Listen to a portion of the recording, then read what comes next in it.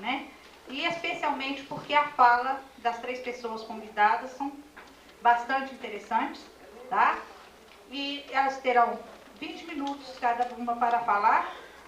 Temos 2 palestrantes, uma debatedora, e quem quiser fazer perguntas no final poderá fazer através do microfone ou através de perguntas escritas. E a gente tem um tempo mais ou menos aproximado até as 10 horas da noite. Não quer dizer que às 10 horas tem que terminar, né? Mas mais ou menos por aí. E, estando bastante interessante o debate, a gente deixa a critério de vocês, se a gente marca um novo encontro, se continua esse tema, ou qual outro tema que vocês sugerem para a nossa quarta no Conselho, pela Câmara de Educação, porque a Câmara de Ética tem promovido, a Câmara de Trânsito também, não é? E por que foi escolhido esse tema aí, psicologia, escola, comunidade e violência? Porque nós estamos desenvolvendo um trabalho querendo provar para a comunidade a necessidade do psicólogo escolar dentro da escola. Então, ele andou meio esquecido, né? Talvez seja a responsabilidade nossa mesmo, nós psicólogos, tá? Que deixamos cair o psicólogo escolar, né? A ponto da psicopedagogia já está aí ferrenhamente querendo se profissionalizar e a gente ferrenhamente lutando contra isso, né? Então, a gente quer resgatar essa posição do psicólogo escolar, visto a necessidade da demanda dele, né? Então, eu tenho o máximo prazer, em nome do novo plenário, de convidar Maria Cristina Filé Guimarães para uma parte à mesa. A Maria Cristina é psicóloga e pedagoga, é mestre em Psicologia Social pela UFMG, professora do Departamento de Psicologia da UFMG. A Rosimeire Salgueiro Dias,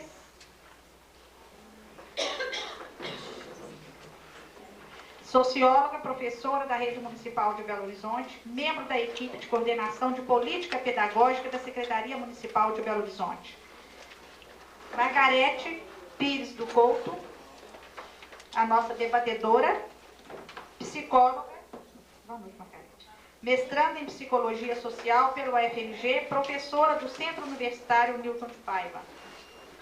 Então, nós vamos ter o prazer de ouvir a Rosimeire Salgado Dias, que vai nos brindar com sua fala. O tempo mais ou menos 20 minutos.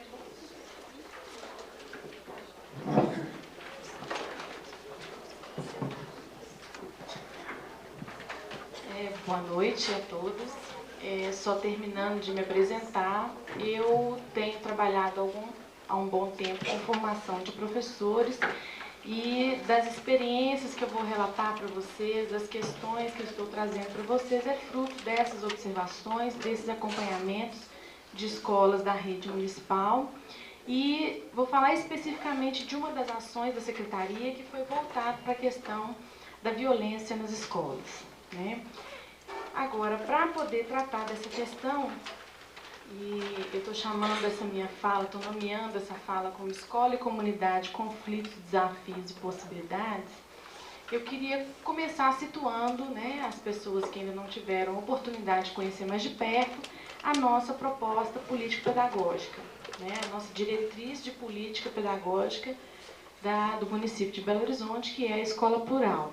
Falar das relações entre escola e comunidade, falar dessa construção, né, que a gente vem fazendo há mais de 10, 15 anos, envolvendo pais, envolvendo alunos nessa construção de uma outra escola, é falar dessa proposta que efetivamente a gente vem tentando, né, implantamos e viemos tentando até então, implementando desde 1994, que é a Escola Plural.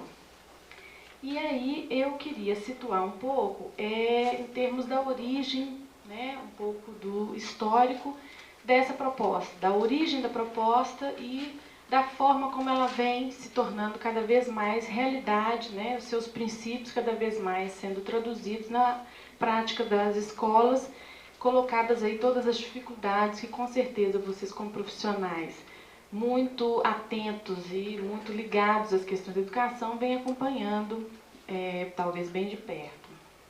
Queria situar 2 momentos que a gente acha que são muito importantes desse processo para cá, em torno de 89, 90, quer dizer, toda essa discussão, movimentos sociais, todo esse processo, né, que principalmente nós, profissionais da rede de educação, viemos fazendo, discutindo as questões que envolvem, né, a instituição escolar.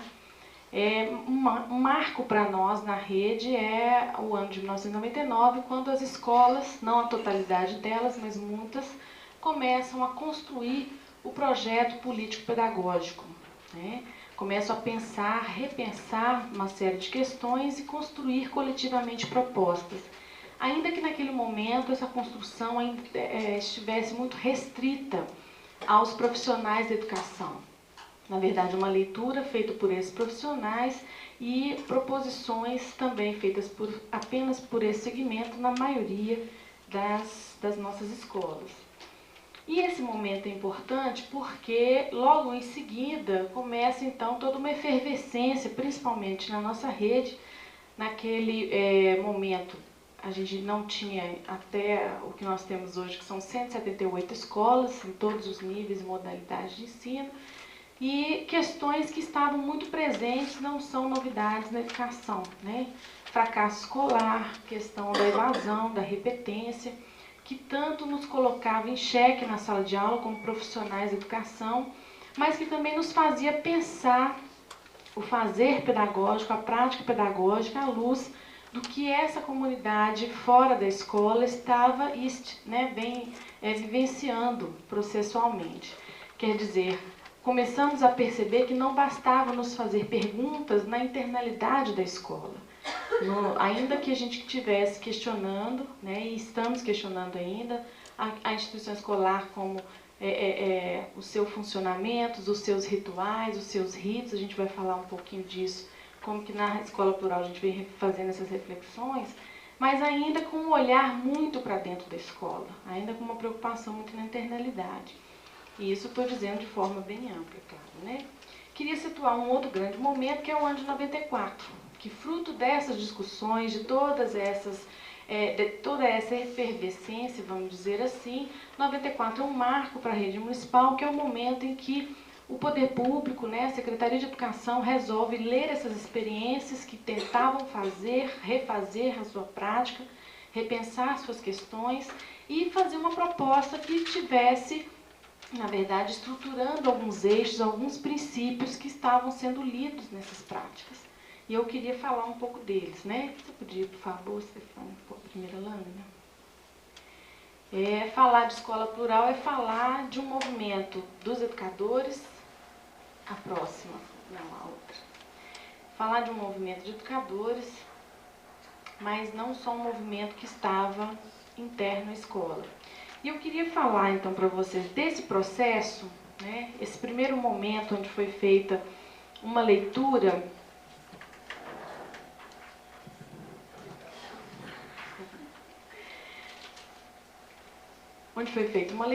desse espaço, né, dessa instituição, e a tentativa, na verdade, da gente estar problematizando esse espaço, problematizando os seus processos e pensando até que ponto esses princípios que a gente vem perseguindo há mais de 20 anos, tentando primeiro constituir, né, em ordenamentos mais gerais, em leis mais gerais, para num segundo momento tentar traduzir na prática, o quanto que a nossa prática até então tem sido muito incoerente, né, com o que a gente vem defendendo, que é o direito à educação e uma escola mais inclusiva. E nesse sentido, essas práticas que foram lidas naquele momento tinham esse olhar. Na rede municipal, nas suas 170 escolas, quais eram aquelas experiências que estavam apontando propostas, né, ressignificação de algumas práticas que podiam estar, na verdade, rumo à concretização desses dois princípios mais gerais. A questão do direito, né? E nós temos avançado muito na questão do direito no que diz respeito ao acesso à escola. Nós temos hoje universalizado 97 ponto alguma coisa o ensino fundamental. Estamos ainda com um grande desafio, que é a educação infantil. Mas em termos do acesso à escola, nós demos muitos passos. E consideramos que estamos ainda engatinhando um pouco na questão da permanência na escola. e uma permanência de qualidade, e de uma qualidade que é qualidade social, né? Então, falar disso é falar de processos escolares que têm sido muito excludentes. E, principalmente, rediscutir práticas, rediscutir papel do professor, relação professor-aluno, metodologias, processo de ensino e aprendizagem, processo de avaliação, gestão escolar, né? Eleição de diretores, ressignificar todas as questões. A própria proposta de eleição de diretores é toda uma outra lógica de escola que estava e que vem sendo construída. E aí, falar de escola plural, né, tentarmos construir uma escola mais plural, é tentar dar outro significado para essa instituição. É ressignificar, né, o seu ordenamento, o seu funcionamento, vamos dizer assim, os seus processos. Então, é falar de uma cultura escolar, né, que é o que a gente coloca que é um conjunto de conteúdos cognitivos e simbólicos que, selecionados, organizados, constitui objeto de uma transmissão deliberada no contexto das escolas, aí exemplificando a questão da avaliação, relação ao conhecimento, a organização da escola em ciclos de desenvolvimento, vou falar um pouco disso, e é falar, chega só um pouquinho para cá, por favor, e é falar da cultura da escola, né? Os seus aspectos que caracterizam a instituição escolar como um todo. Então, o que significa estarmos repensando a instituição escolar na cultura escola, na cultura da instituição escola e na cultura escolar? Os ritos, os rituais, né? Quem não passou pela escola e não ouviu um sinal que indicasse recreio, um sinal que indicasse o início ou o final de determinada aula, né? Quem não passou pela escola onde o professor tinha um lugar diferenciado para estar, e onde a disposição das carteiras era um lugar definido. Então, rapidamente aqui, porque é só uma introdução, falar de uma reconstrução desse espaço, dessa instituição, é falar dos seus processos de forma mais ampla. E aí, a gente vem tentando estruturar, e a partir de 94, então, que a gente tem esses eixos, vamos dizer assim, eixos norteadores da proposta da escola plural, que tentam nos dar, na verdade, um eixo, um ordenamento geral, como se fosse uma espinha dorsal, né, para construir essa escola mais democrática, né, mais inclusiva. E, nesse sentido, alguns pontos para nós eles são muito importantes, que vêm da discussão, da leitura dessas experiências. Um primeiro ponto que a gente precisa colocar é compreender que a escola precisa garantir a formação humana na sua totalidade. E mais tarde, daqui a pouquinho, né, a gente vai conversar sobre isso, o que isso tem a ver com a questão da violência e das pesquisas que a gente tem feito nesse sentido. Entender a escola como um espaço de formação e não mais como um espaço apenas da instrução. Entender a escola como um espaço onde você tem vários sujeitos interagindo, sujeitos de culturas diferentes, com interesses diferentes, com vivências diferentes e precisando ser vistos, entendidos e com uma proposta pedagógica que os pense na sua totalidade. Uma escola que tenha, né, que considere o tempo, que considere na sua organização dos tempos a vivência cultural daquela comunidade onde a escola está inserida. Que cultura é essa? Que saberes, que experiências, que meio é esse, né, que cada unidade escolar está inserida, que precisa estar atento, estar vivenciando, expressando nas suas ações essa cultura. E a cultura de uma forma mais geral também.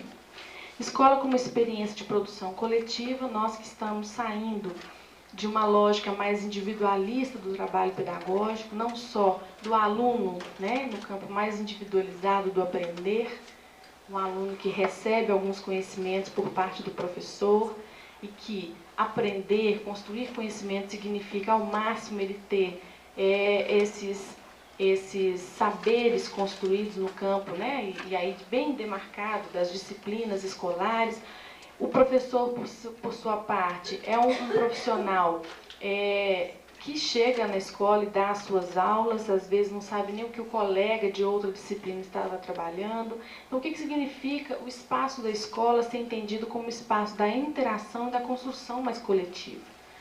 Ainda falando da escola, né, na sua direção, na relação com os demais profissionais e da escola como um todo com a comunidade. Como construir o olhar sobre aquelas questões, sobre aqueles problemas e, ao mesmo tempo, fazer isso articulando toda a comunidade escolar com a participação, com o envolvimento de todos os segmentos da comunidade escolar.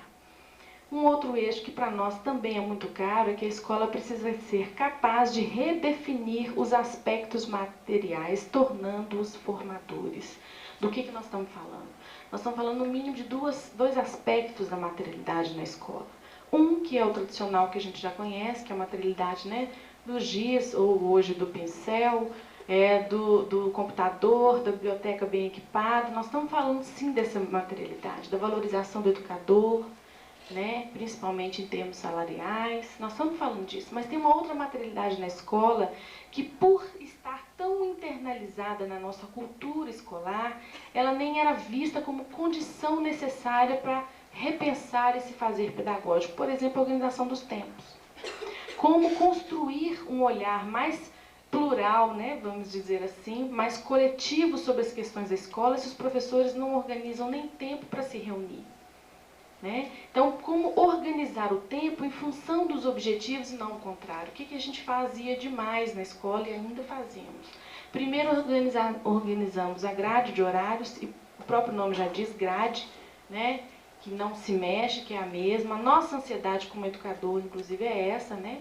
De ter no mês de fevereiro a definição de como que vai ser meu tempo durante o ano e como construir uma outra relação com o tempo, onde esse tempo vai ser pensado e organizado à luz dos objetivos, à luz das questões que nós temos para poder discutir, para poder resolver, para poder propor, né? Então, isso demanda organização de tempos mais flexíveis, que mexe muito com essa estrutura rígida da escola, que até então, por ser seriada, tinha os tempos organizados de forma bem demarcada, né?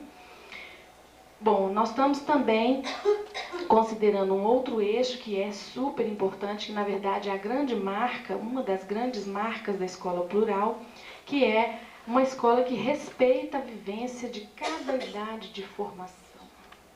Ora, se a gente tem na instituição escola considerado que a instrução é o principal, né, e que, na verdade, esse saber que esse aluno tem que adquirir no espaço escolar ao longo da sua formação é o que nivela uma turma, é o que organiza essa turma numa determinada série, né, pelo tanto ou pela quantidade ou pelos conteúdos que essa turma, ou que essa série teria que alcançar durante um período que geralmente é anual. O que significa reorganizar a escola não pensando apenas nos saberes que têm que ser construídos por esses sujeitos, mas organizar a escola a partir dos sujeitos. Então, qual é a lógica que orienta a escola plural de 1994 para cá e que eu já orientava algumas experiências antes desse momento, que é pensar o período de desenvolvimento humano como ponto de partida para pensar, para organizar, para realizar o trabalho pedagógico. Então, hoje nos interessa muito mais, e é principalmente isso que nos interessa, saber quem é o aluno, quem é esse sujeito que está convivendo, que está tendo a sua experiência, que está se desenvolvendo no espaço escolar. Para que, ao saber quem é esse sujeito, eu vá pensar como que vai se dar a nossa prática pedagógica naquela escola. Como vai ser a construção curricular. E isso significa pensar as idades de formação. Né? O que a gente tinha na lógica seriada? Muitas vezes, na primeira série, meninos de 7 anos, né? Ainda que não convivendo com a escola tão de perto, todo mundo já passou pela experiência escolar, meninos de 7 anos convivendo com meninos ou com pré-adolescentes ou até adolescentes de 12, 13, 14. Vendo sim os mesmos conteúdos, mas com uma abordagem que deveria ser diferente, com uma linguagem que deveria ser diferente. E na lógica seriada isso não é possível. Por que organizar a lógica da escola a partir das idades de formação do ser humano? Porque se eu tenho no mesmo agrupamento crianças de 6 a 9 anos, que compreende aí a infância, são crianças e, portanto, têm interesses, vivências e experiências muito próximos. E eu, professor, eu, educador, ou eu, escola, tenho que compreender muito sobre a infância para poder pensar que proposta curricular, que habilidades precisam ser construídas. E aí, para além de pensar quais são os conhecimentos que esse aluno precisa construir ao longo da sua formação na escola, é pensar quais são as habilidades, e uma determinada habilidade envolve mais de uma área de conhecimento, no mínimo, quais as habilidades que esse sujeito precisa construir ao longo da sua formação.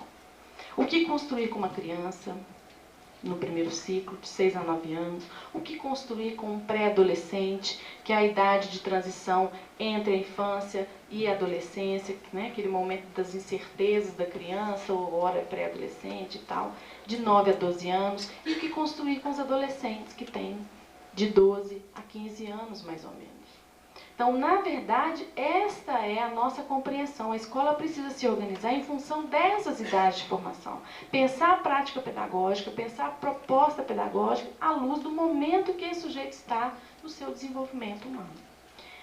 Um outro princípio é garantir a socialização adequada de cada idade de formação, que já tem a ver com isso que eu acabei de falar, que é colocar esse sujeito para interagir com outros sujeitos que, na verdade, são seus pares, de idade, de interesses, de vivências, de experiências, e que isso, com certeza, contribui para a aprendizagem. E um último, que seria uma escola que assegura a construção de uma nova identidade do seu profissional. Uma escola que busca garantir, principalmente, a formação do educador como um direito. E uma formação que precisa ser continuada, porque esse sujeito chega, começa a sua carreira profissional com a sua formação inicial, e as questões que a sua prática pedagógica vai vir te colocando no processo, elas precisam ser respondidas no processo. Portanto, a gente também na rede não trabalha com a lógica de fazer um curso de 40 horas e depois voltar para a prática.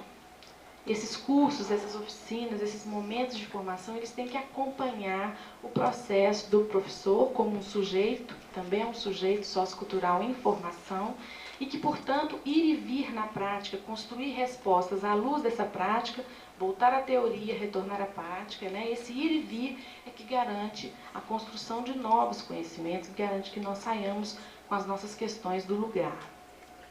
E aí, tendo um panorama, uma ideia mais ou menos geral do que nós estamos falando, quando a gente fala de escola plural, também incluindo aí uma questão que, quando a gente fala de garantir a socialização de cada idade de formação, a gente está falando do processo de avaliação, a gente está falando também da forma como a gente compreende a construção do conhecimento pelo ser humano, que não se dá na forma linear como a série ou a lógica seriada, pensa que é. Nós construímos conhecimento num ir e vir, e se é no ir e vir, eu preciso de uma estrutura mais flexível, uma organização de tempos mais flexíveis e numa avaliação que acompanhe o desenvolvimento. Porque a avaliação, na verdade, é uma oportunidade que nós temos de saber como é que esse sujeito está se desenvolvendo. Para que isso me dê pistas para organizar as minhas intervenções, para que isso dê pistas para a gente organizar as ações educativas. Então, falar de escola plural, falar de uma construção mais coletiva de uma outra escola, é falar de como materializar na prática pedagógica uma escola que garanta esses direitos. E se estamos falando de direitos, vamos estar nesse espaço que é público, no nosso caso, e que precisa, garantindo alguns princípios para que essa construção seja mais coletiva, por exemplo, da gestão democrática, eu vou falar daqui a pouco. Garantir essa construção é garantir, no mínimo, a participação e envolvimento dos segmentos envolvidos na escola. E quando eu estiver falando da nossa pesquisa, uma pesquisa que nós realizamos em 1999, a gente sentiu isso muito de perto. Acompanhamos, inclusive, algumas escolas que estavam colocando acompanhamos escolas que estavam colocando a maior parte dos seus problemas ligados à questão da violência e acompanhamos escolas que não tinham esses problemas e que nos colocaram os porquês na avaliação da escola, porque não tinham esses problemas. Bom, aí eu só queria situar rapidamente o momento que nós estamos vivendo hoje, né? Estar aqui é estar nesse contexto que eu gostaria de colocar para vocês, para eu poder entrar na discussão propriamente dita rapidamente, que meus 20 minutos já devem estar se esgotando. Nós estamos desde o início do ano passado, para ser mais precisa, desde abril do ano passado, vivenciando a nossa constituinte escolar.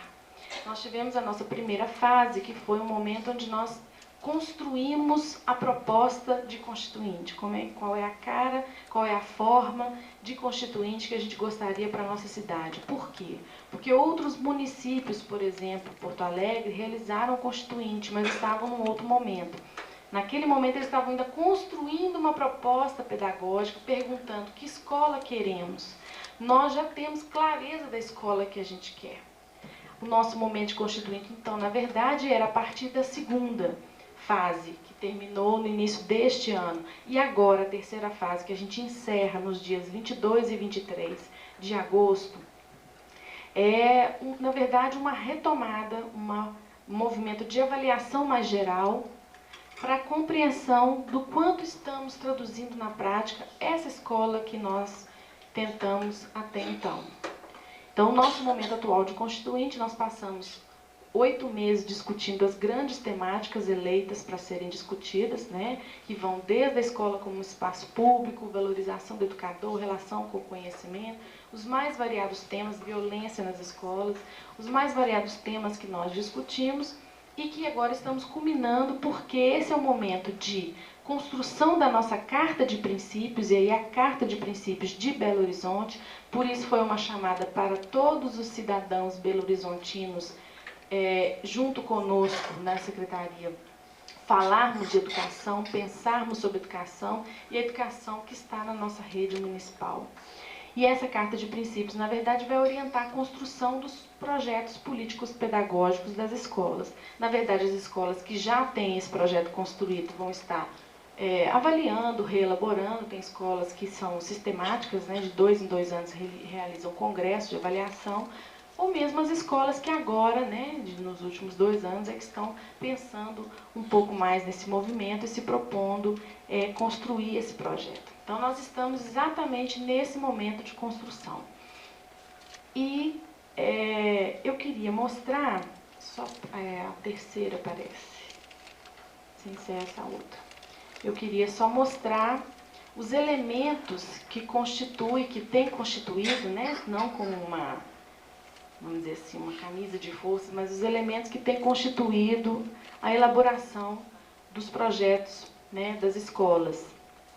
Então, primeiro a escola se debruça sobre suas finalidades, pensando como uma escola pública que está inserida num sistema, portanto, que tem uma autonomia que é solidária a esse sistema. Quais são as finalidades da instituição escolar e daquela escola que está naquela comunidade, inserida naquele meio.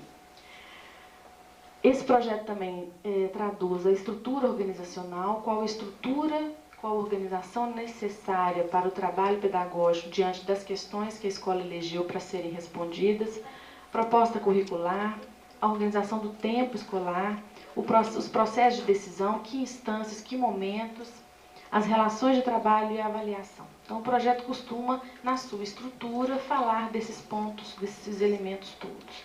E para realizar esse momento, esse movimento, a escola, na verdade, se debruça e propõe a partir de todos os problemas que ela elege como questões a serem respondidas num processo para frente, né? Então, a escola, ao fazer a leitura da sua realidade, quando eu estou falando escola, eu estou pensando aqui e estou considerando todos os segmentos da comunidade escolar. A gente tem, na verdade, eu vou falar daqui a pouco, uma diversidade na rede, nas nossas, hoje, 178 escolas. Não são todas que ainda dão conta de envolver os pais, né, de considerar que os alunos são atores do processo. Nós estamos exatamente nessa construção. principalmente garantindo os princípios da gestão democrática, mas, na verdade, cada escola está se debruçando, tem se debruçado sobre essas questões, tentando pensar como e propondo soluções sobre essas questões eleitas. Bom, e aí eu gostaria de estar situando um pouco essa pesquisa que nós realizamos em 98 e que, na verdade, foi o que orientou a construção do nosso projeto A Rede pela Paz. Essa pesquisa, ela teve o início com uma investigação inicial que nós fizemos nas escolas da rede. Pode retirar, obrigada, pode até desligar.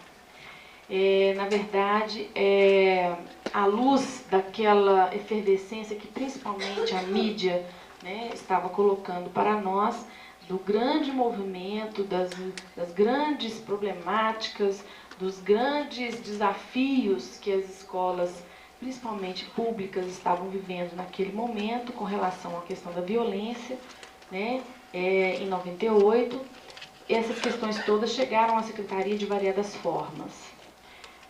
Da forma como a direção ou coordenação pedagógica da escola como um todo, querendo sair do lugar desses problemas, a leitura, né, a mídia constantemente atrás da secretaria querendo saber como que era, como que não era a escola inserida num determinado local, que a qualquer momento tinha tiroteio, como que era isso. Então, à luz dessas questões todas, a secretaria então resolveu fazer uma leitura mais precisa de todo esse movimento.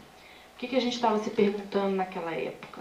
Até que ponto essa problemática toda tem questões reais no processo de cada escola e, tendo em vista essa realidade, o que nós, rede municipal, secretaria, mas escolas, teríamos que estar nos organizando e propondo para sair desse lugar. E a Rede pela Paz foi uma ação construída com essa intenção. Então, como eu falei, a gente começou com uma investigação inicial que foi enviado para cada escola da rede um formulário. 50% das escolas nos deram retorno.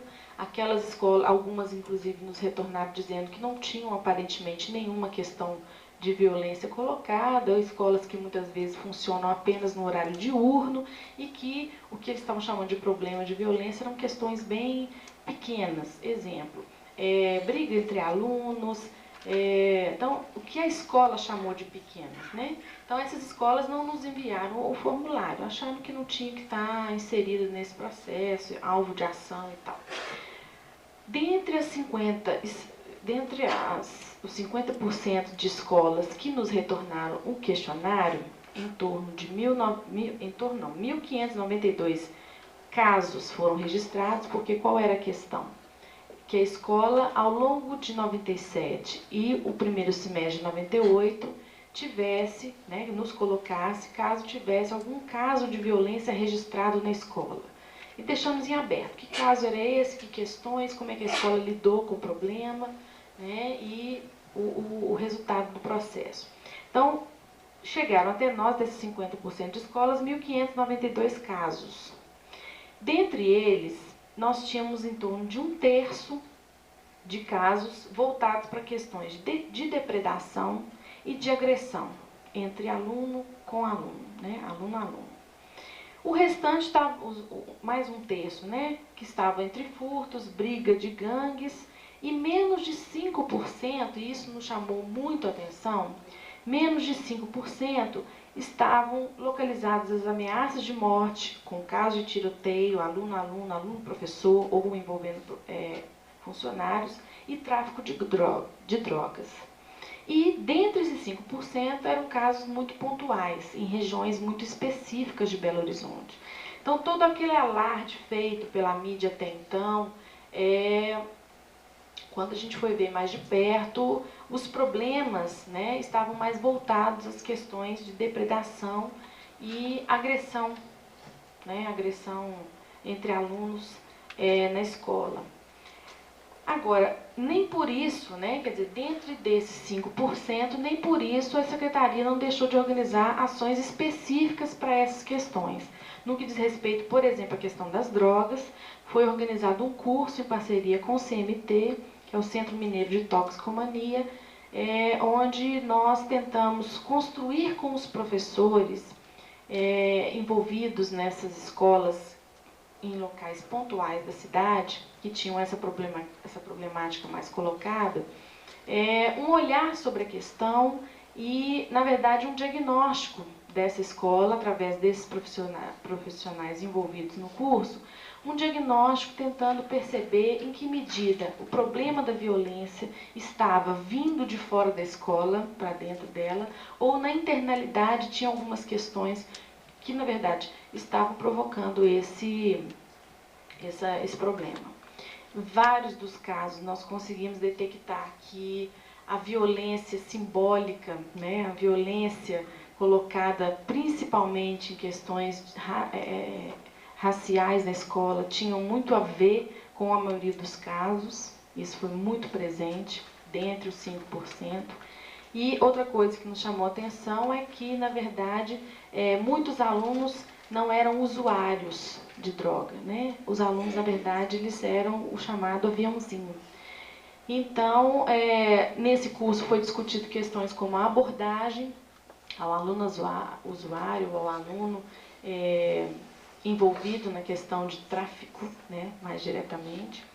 Esse curso, além da abordagem, tentou formular com os professores projetos que tentassem fazer toda uma discussão da escola como um todo, pensar essa questão e se organizar em função dela, e aí envolvendo a comunidade.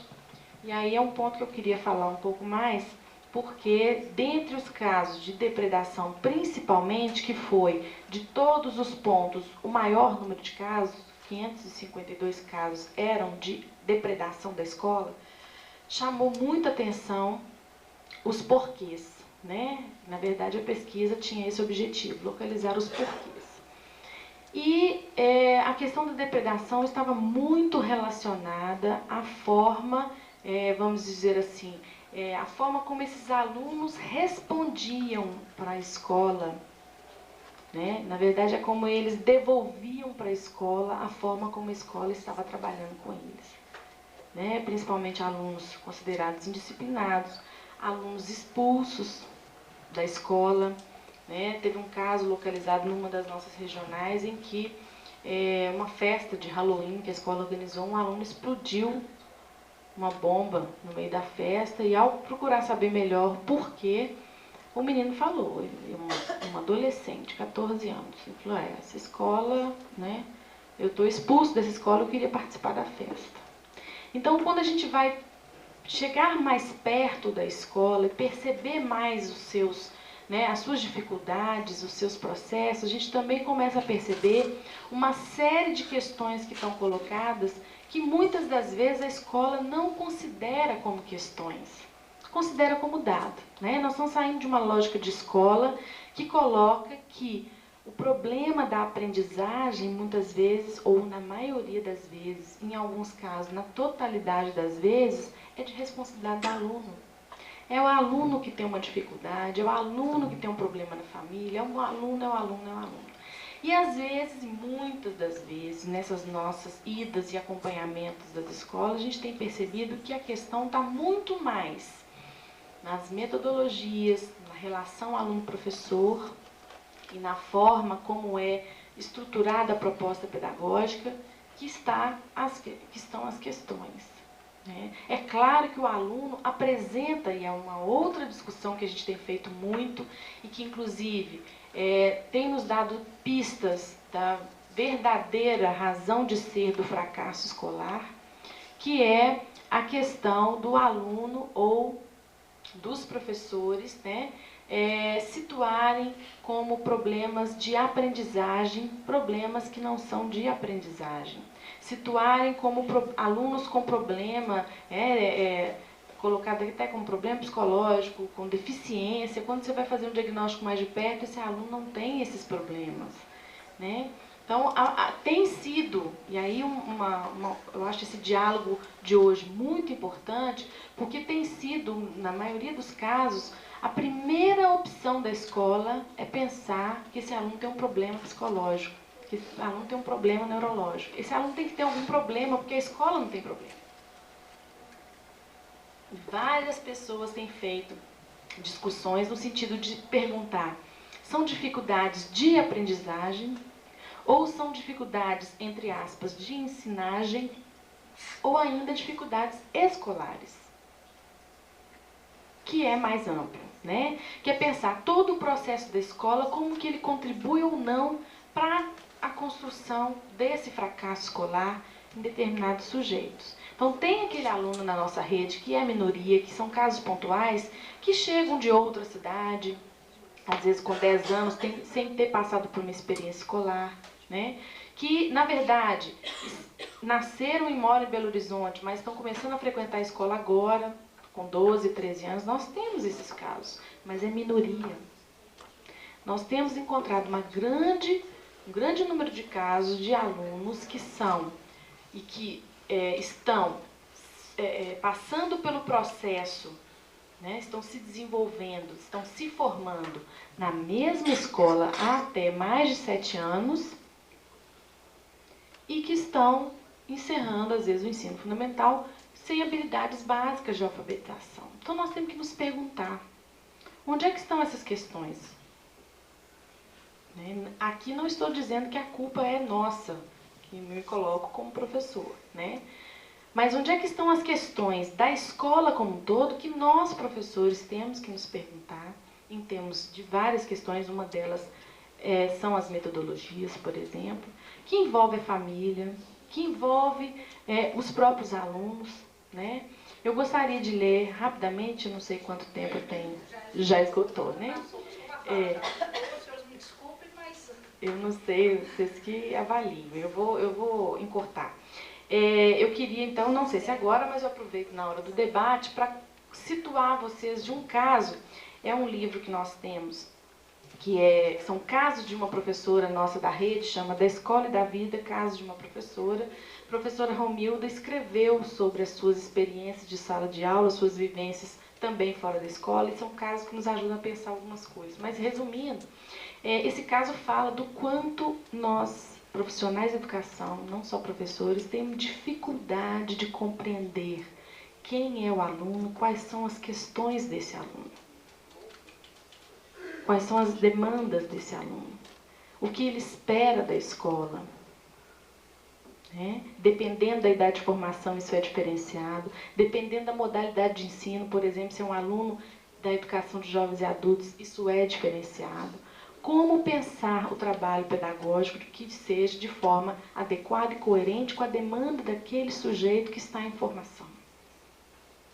E aí eu queria encerrar minha fala colocando alguns pontos que nós achamos, a partir desses acompanhamentos, dessas várias leituras que a gente vem fazendo, pontos que a gente acha que são fundamentais ao pensar as questões da escola, onde a violência é uma delas, e às vezes a violência é a expressão delas, né? Seria a questão do envolvimento da comunidade na própria construção do projeto da escola. Não dá mais para a gente pensar sobre o aluno, pensar as questões da comunidade à luz do nosso próprio olhar. O olhar dos diversos segmentos, incluindo o aluno, é fundamental. E temos experiência de várias escolas da rede que estão há mais de 10 anos com essa experiência, que estão inseridas em meios, vamos dizer assim, com riscos de violência, né, considerados muito sérios, e que não tem o menor problema com a comunidade. E que não tem nenhum caso de depredação do prédio da escola. Então, isso nos faz, né, pensar. Um outro ponto, e isso só considerando que é para além de abrir a escola para a comunidade, né, que muitas vezes as escolas colocam, mas a gente abre a escola para a comunidade nos finais de semana, é ir além disso. E aí, num desses eventos nós de Constituinte, uma líder, né, era um encontro de líderes comunitários, a dona Valdete, que é da região do Taquaril, colocou na fala dela uma questão que foi muito importante. A pergunta da professora era: como fazer para envolver a comunidade, como fazer para trazer os pais para dentro da escola, que é o nosso principal desafio atualmente.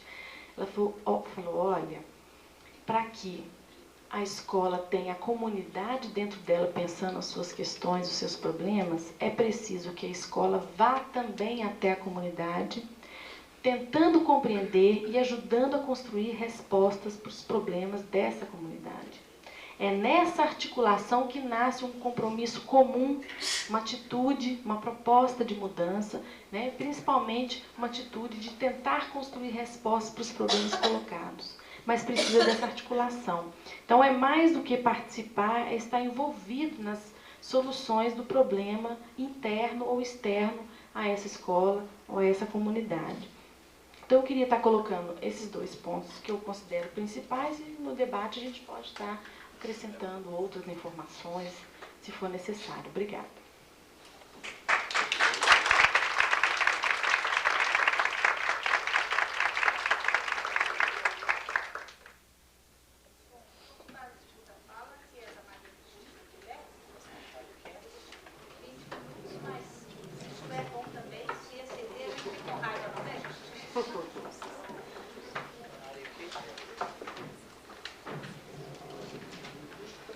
Boa noite a vocês. Primeiro queria falar do tanto que eu estou feliz de ter encontrado pessoas aqui que há muito tempo eu não via. E na hora que eu escrevi aqui, para não esquecer, que a minha memória não é boa não, mas eu ajudo ela muito, sabe? Então, eu coloquei aqui, encontros, em vez de eu falar da minha história, eu falei da minha escola. E são, né? E são duas escolas. A que eu estudei, meus amigos, e a que eu hoje ajudo, né? Algumas pessoas a estudarem, que são os meus alunos e ex-alunos que estão aqui. Então eu queria falar dessa felicidade.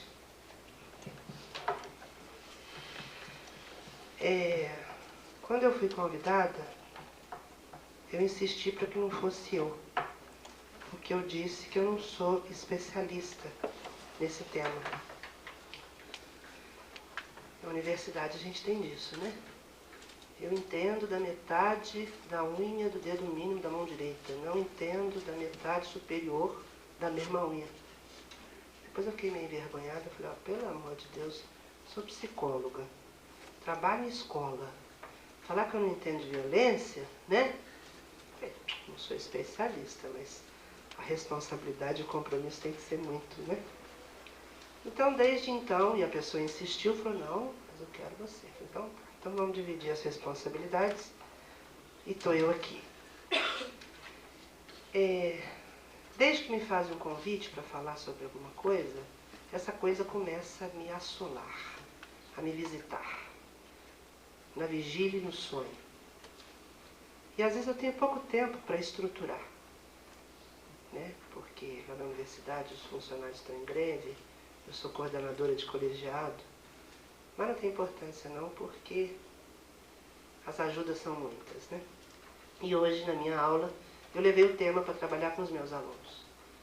Eu falei com eles, olha, se alguma escola chamasse vocês, né, para falar sobre violência, escola, comunidade, o que é que vocês falariam?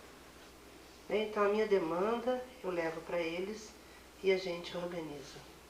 E eu falo para eles o que eu estou pensando, que eu disse para eles assim, depois de alguns anos de praia, algumas dezenas de anos de praia, a gente começa a sintetizar. E a síntese é um perigo, né? Porque pode endurecer. Então é muito bom estar aqui para falar para vocês, porque se estiver endurecendo, vocês avisam, né? Na verdade, são sínteses que eu estou oferecendo para vocês. A pergunta principal que me fizeram, né, foi qual seria a contribuição da psicologia para trabalhar essa temática. Aí eu fui escutando a fala da Rosimeire, né? E se a gente combinar, tem uma parceria fantástica. E isso é bom sinal. É bom sinal que realmente é sinal que a psicologia tem alguma coisa para falar, né?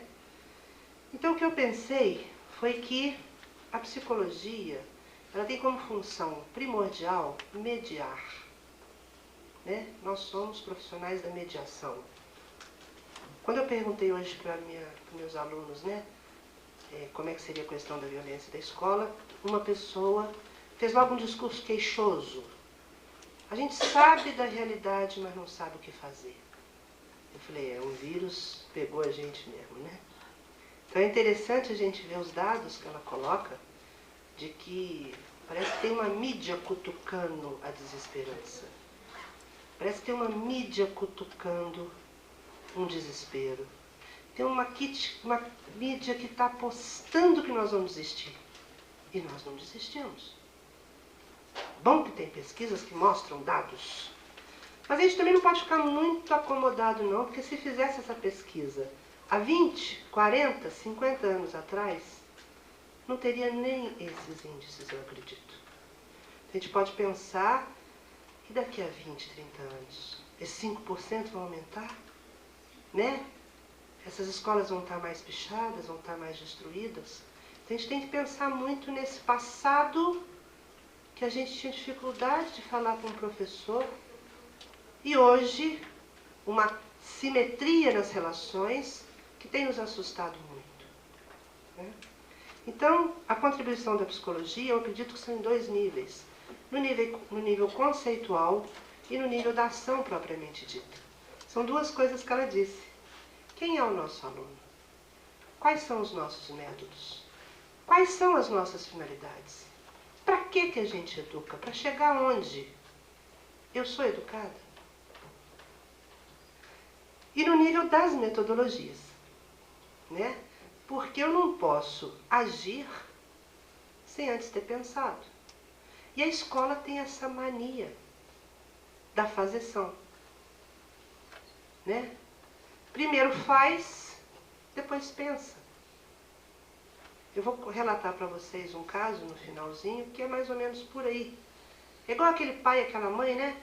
Menino, você fez isso, vai ficar de castigo 1 mês. Porque ele acaba de falar 1 mês e fala, não, foi demais. Eu já falei, né? Aí 1 mês é difícil. Educador tem essa mania. Depois vai pensar, gente, mas será que ele fez por intenção, tão pequenininho? 15 dias, daqui a pouco chega no 15 minutos. E talvez 15 minutos muito mais valiosos. Quantas vezes o aluno é expulso de sala sem entender por quê? Né? Ah, porque fincaram, outro dia me contaram um caso seríssimo. A menina falava, mãe, aponta meu lápis. Minha filha, mas está ótimo. Aponta mais um pouquinho. Minha filha, mas você vai quebrar. É para fincar fulana. Tô vendo se tá bom. Né? Aí finca a fulana dá um grito, a fulana é expulsa. Gritou. E às vezes não tem nem como dizer que foi fincada. Naquele lápis maldito, né? Então, assim, no nível do conceito e no nível da metodologia. É muito difícil agir sem compreender. E quantas vezes a gente age sem perceber, sem compreender e age? Castigos, sanções, expulsões, perseguições, né? A gente fala de vários níveis de violência na escola. O Bohoslavski nos ajuda nesse tipo de conceito. Ele fala que todo mundo fala que a educação é um ato de amor, que ele só vê na educação, a maioria das vezes, um ato de violência. Violência nos níveis simbólicos e nos níveis de verdade, né? Eu tinha uma aluna que falava assim, Cristina, cada vez que eu te escuto falar dessa análise da escola, eu percebo a minha história e vejo que a escola conseguiu me transformar num bandido. E a palavra bandido hoje é usada no outro sentido. Aquele bandido do ônibus, aquele bandido da esquina, aquele bandido. Ela dizia, me transformou em bandido. Quer dizer, uma aluna da universidade, a nata verdadeira da sociedade, né? Eu aprendi a mentir, eu aprendi a esconder. Eu aprendi a esconder o que eu não sabia. Eu aprendi a dizer na prova de um jeitinho para o professor não perceber que eu não sabia. Um dia eu estava orientando um trabalho e a menina me disse assim, eu não achei que o autor foi muito claro nesse conceito. Eu falei, então coloca no teu trabalho. Mas eu posso? Né? Gente, que coisa mais chique falar que o autor não foi claro no trabalho e que imediatamente após ele tem uma clareza enorme. Então, assim, muitas vezes a escola trabalha de uma maneira violenta né, criando bandidinhos, e que depois se desavoram a criar outros. Então, no nível conceitual, eu acho muito importante, eu tenho visto quando eu vou às escolas, né, conceituar a educação, conceituar a aprendizagem, problema de aprendizagem, agressividade. Ah, o fulano é agressivo. Por quê? Ele olha de banda. Outro fala, não, agressivo para mim tem que dar no mínimo um chute. Não, agressivo para mim tem que fincar o lápis, né? Quando você vai ver o que é agressividade, vamos conversar sobre agressividade. Quando eu pergunto o que é aprendizagem, gente, eu falo aprendizagem pelo menos 52 vezes por dia, mas nunca parei para pensar. O que é problema de aprendizagem? O que é educação? O que é ensino? Nós falamos, né? Processo de ensino-aprendizagem, porque a questão da educação, da pedagogia. Mas vai parar para ver o conceito. E o psicólogo é que ele fala, como é que é mesmo? Fale-me um pouco mais sobre isso. Aí a pessoa fala, mas não tem muito mais para falar, não. Já endureceu. Já é uma síntese, né?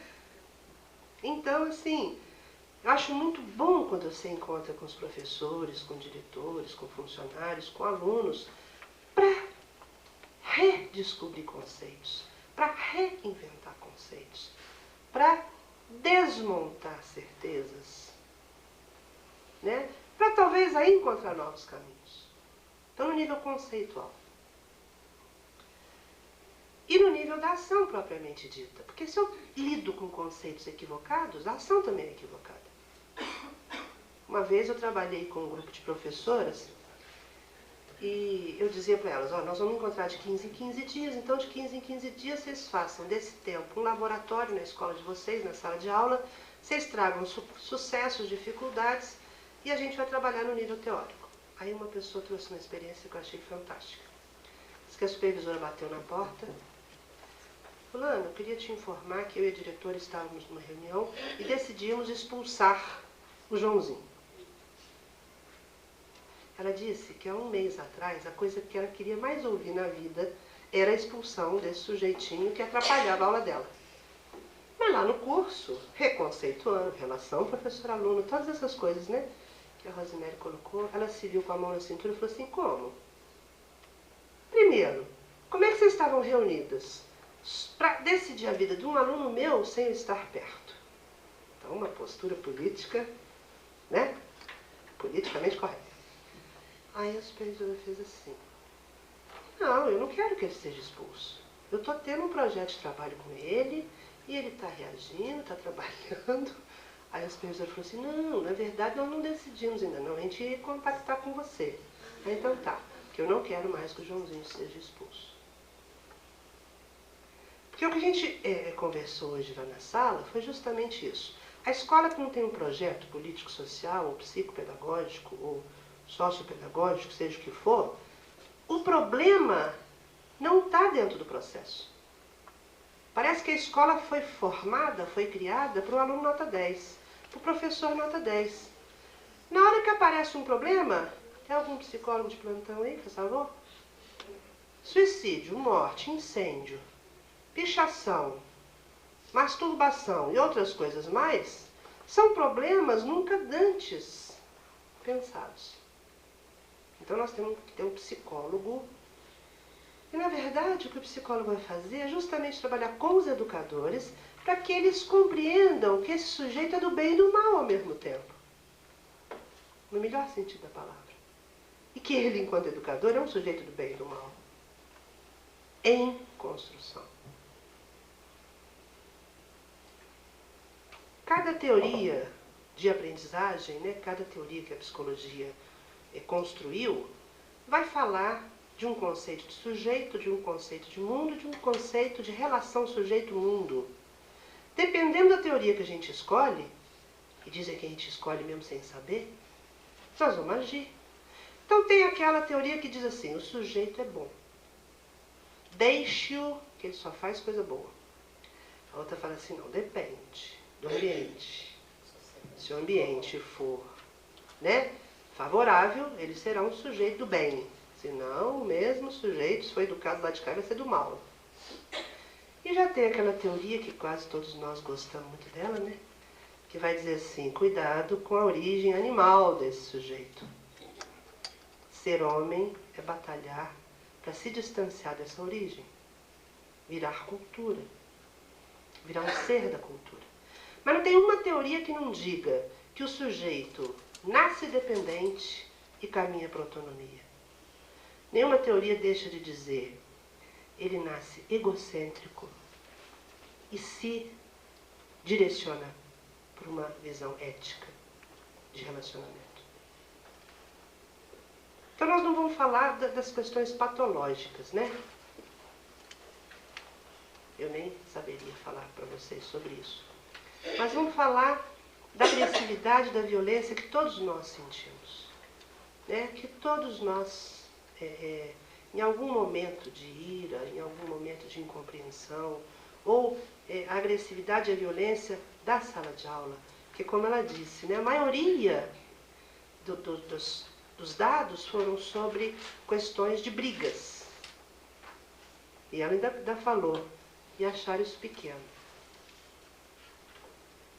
Quem vive num ambiente de briga, quem vive numa sala de aula que tem muita agressividade, sabe lá o que é isso.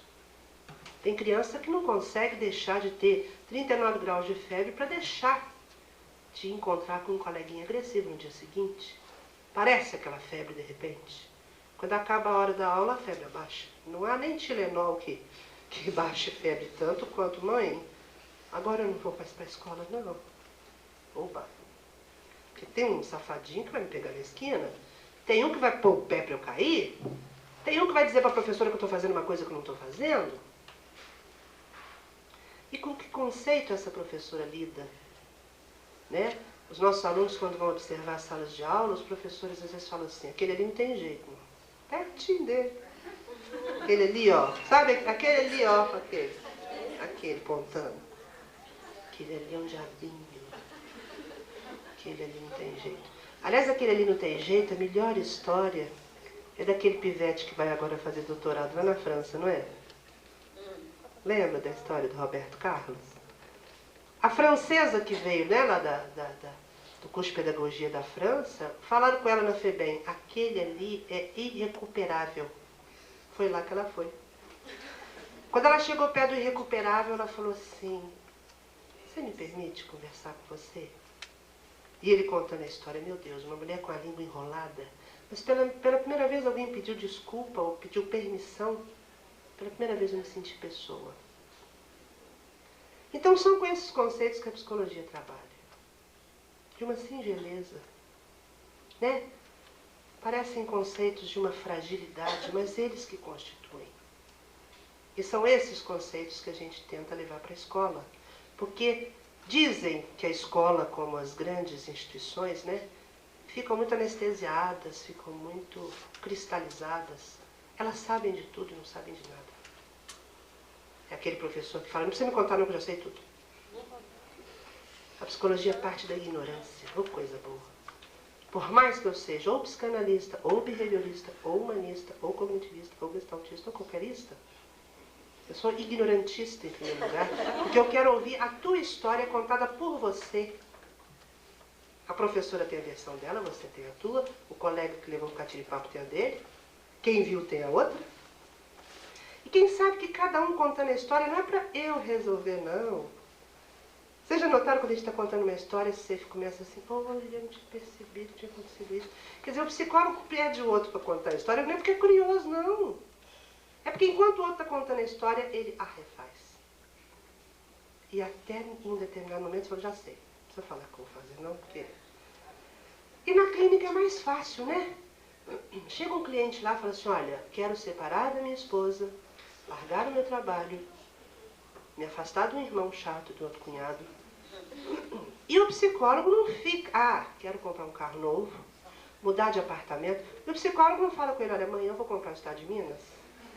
Viu? Vou ver se tem uns apartamentos assim, dentro do seu orçamento. Não. A gente escuta as histórias. Ele às vezes ainda pergunta, vai falar nada? Não. Sei pra quê, a gente só dá sugestão para não ouvir, né? E na instituição, foi isso que eu senti o meu aluno falando hoje, né? Eu não sei o que fazer. Olha, eu sei o que vai fazer, meu filho. Se você escutar, tá bom demais.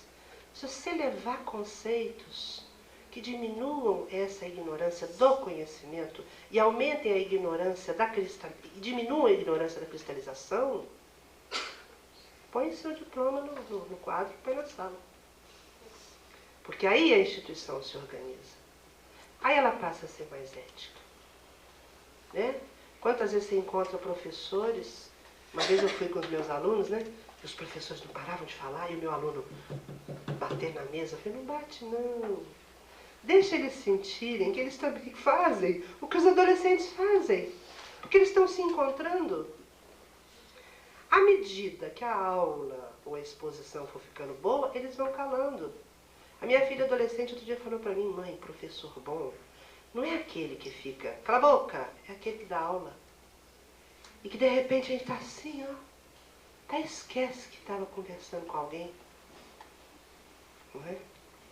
Então, conceitos, metodologias que advêm desses conceitos, né? Em relação ao conceito esse dos Boroslavski que eu falei com vocês, a violência na educação, a violência simbólica, uma diferença num conceito que o Boroslavski faz, que eu gosto muito, entre autoridade e autoritarismo, porque a psicologia tem que pedir desculpa à escola. Porque até pouco tempo não tinha um educador que tinha dúvida sobre nada. Hoje todos têm dúvida sobre tudo. Se o castigo era 15 minutos, se era meia hora, se não era. Se gritou, se devia ter colocado para fora. Eu às vezes perguntava para minha mãe, mãe, você lembra aquele tapa que você me deu? Muito bem dado. Mãe, você lembra aquele dia que você me pôs de castigo? Mas lógico, você mereceu. Não havia dúvida. Hoje nós só temos dúvidas, né? E eles estão bem danadinhos aproveitando dessas dúvidas. E eles não têm dúvidas, né? A assimetria na relação, porque antes era assim, tentamos isso, e agora está com cara disso aqui, né? Está com jeito disso aqui. É a filha falando pro pai, meu filho. Né? É a professora pelejando para todo mundo sentar, era tão mais fácil. Outro dia mesmo, na minha época, o professor entrava, era silêncio. A gente levantava, abaixava e dava aula. Pronto. Hoje você tem que construir esse ambiente. E haja competência. Porque eles desafiam. Eu falo quando eu vou fazer palestra, né, que eu não conheço o público, fica todo mundo assim olhando de banda. Psicóloga, pedagoga, mestranda, não sei o quê, eu quero ver. Né? Todo mundo fica assim meio, quero ver. Todo aluno é assim. E que bom. Quer dizer, tem uma coisa boa nessa relação. Antes tinha um a priori, é seu professor. Meu Deus. Um dia minha mãe falou assim, teu menino gritou comigo. Ô mãe, mas ela gritou muito mais comigo primeiro. Né? Então assim, essas mudanças nos assustam, mas essas mudanças estão falando. Nós não sabemos ainda para que direção, porque nós estamos dentro delas, né? Então, Boroslavski fala de autoridade e autoritarismo. A diferença é simples e é da maior dificuldade.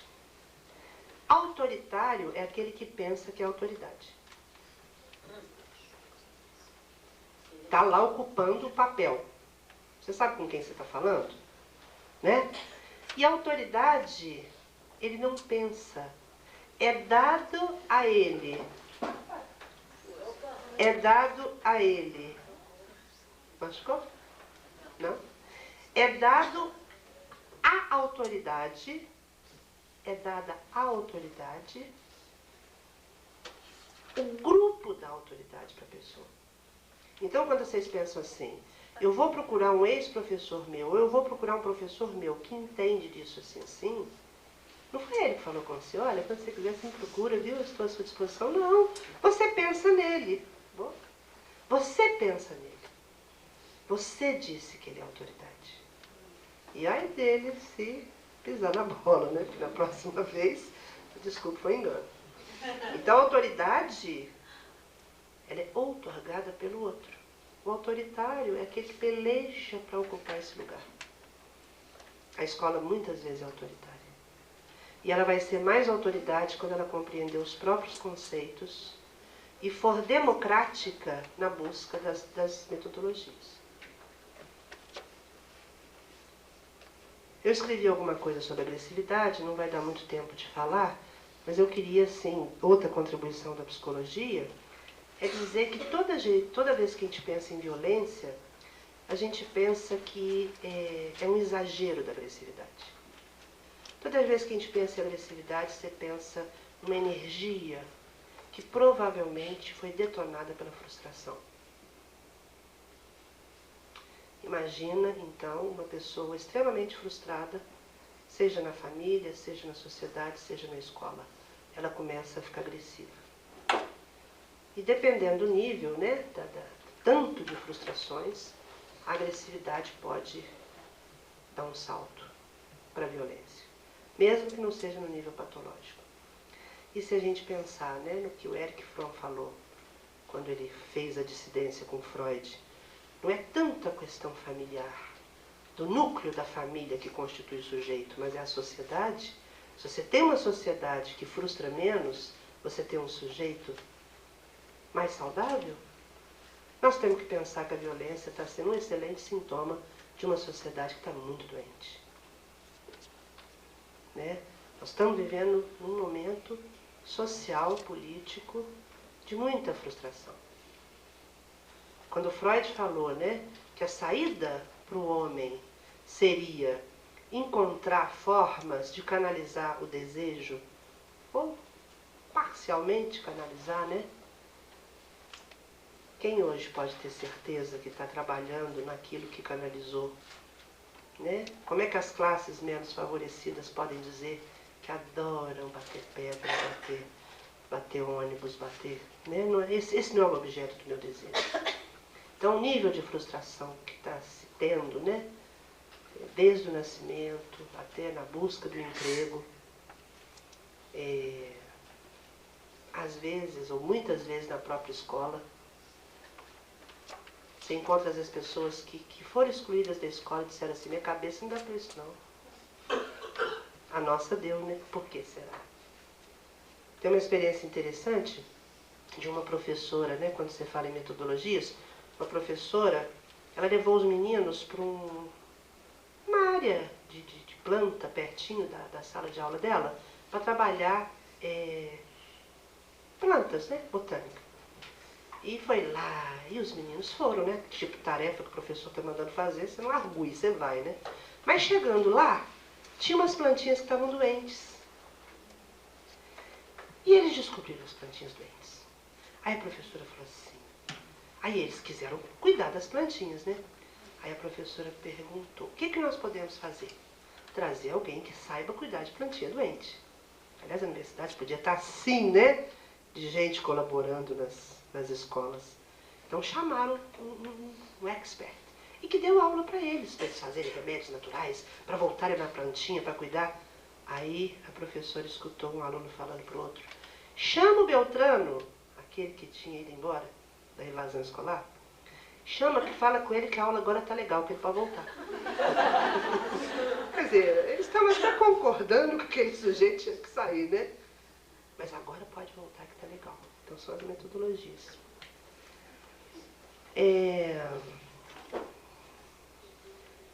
A Rosemary também, eu falei, antes de chegar aqui, eu falei, me apresenta ela, gente, nós vamos ser parceiras. Eu não sabia que era tanto. Quando ela disse, né, que o que apareceu mais foi depredação. E o caso que eu trouxe para contar para vocês, o caso principal, foi quando me chamaram para uma escola para falar sobre educação sexual. Eu adoro esse caso, porque ele cabe nele tudo que nós falamos aqui. E aí eu no telefone, eu já começo a atender no telefone, né? Psicólogo não perde tempo. Eu virei e pergunto assim, mas por que eu? Né? De onde é que me achou? Segundo, para que eu vou falar sobre educação sexual? Tentando ver se aquilo puxa um processo da escola, né? Aí a pessoa falou assim, eu não sei não, eu vou perguntar aqui, depois eu te ligo. Eu já obriguei a saber para que queria que eu fosse lá, né? Aí chamaram alguém que sabia. Olha, a escola foi inteirinha pichada. E como tinha muitos palavrões, nós achamos que os professores precisam ter uma oficina sobre educação sexual. Aí, vê se eu entro nessa, faço, né, um curso maravilhoso, segundo Freud, Piaget, qualquer coisa assim. Falei, gente, essa história tá estranha, né? Aí fui lá. Para azar meu, eles tinham recebido naquele dia. Todo mundo com contra-cheque na mão. Ih, mas tiraram isso, tiraram aquilo.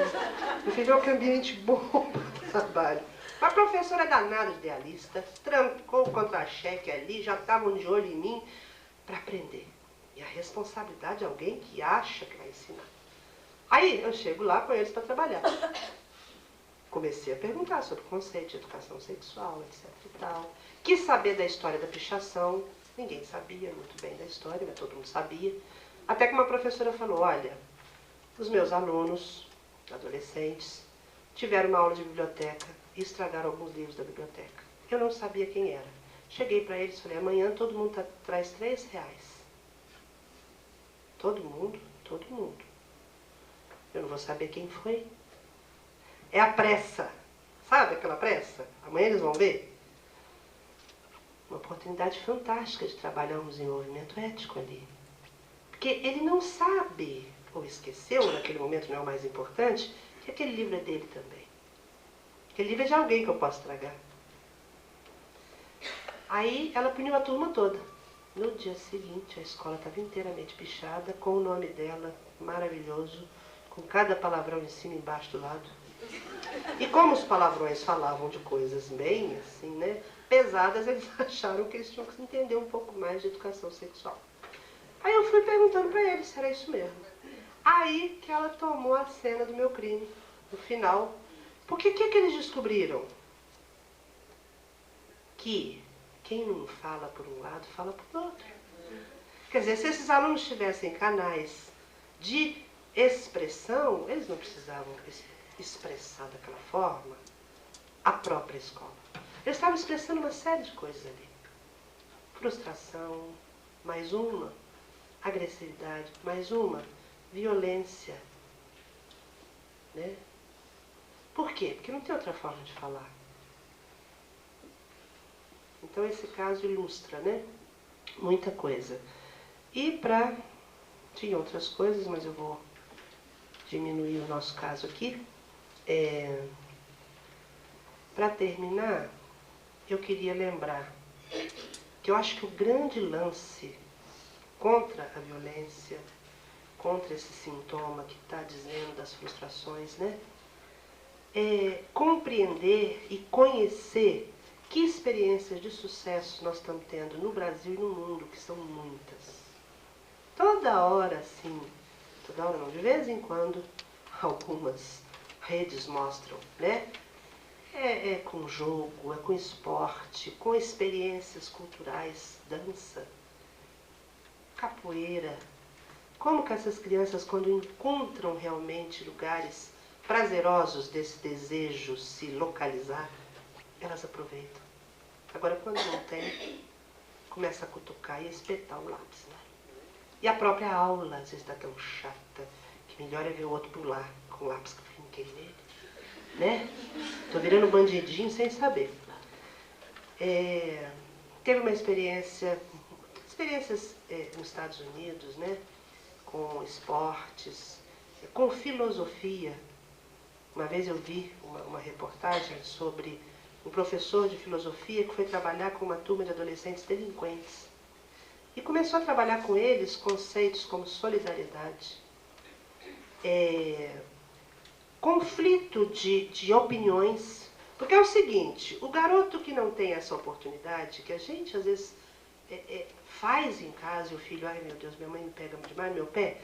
Quando um filho está brigando com o outro, você tenta explicitar a história de um, de outro, às vezes fala alguma coisa bonita, etc e tal. Mas nas classes menos favorecidas, quando essas coisas não são explicitadas, me frustrou, tum, né? Ou, você fala uma coisa que eu não gosto, me frustrou, tum. E esse professor de filosofia começou a trabalhar conceitos como a opinião do outro, as divergências de opiniões. E esses meninos foi filmado, né? No primeiro eles desinteressados, etc e tal, não ouviam o outro. E mais no final, quando a experiência foi continuando, eles davam conta de dizer, olha, eu acho que isso é assim, assim, embora você ache isso assim, assado. Então é aquela coisa do distanciamento do animal, quando a gente consegue abstrair as nossas diferenças e até dizer para o outro, não gostei, não é por aí, mas eu não preciso te matar. Um último conceito que eu gostei muito e trouxe para vocês, né, da singeleza dos conceitos da psicologia, da escuta, do sintoma, mas um conceito que eu gostei muito de uma aula de filosofia que eu escutei. A sociedade, portanto, o homem, não são perfeitos, mas são perfectíveis. Se eles são perfectíveis, nós temos uma missão. Ajudar nesse processo. Né? Boa noite para vocês, obrigado.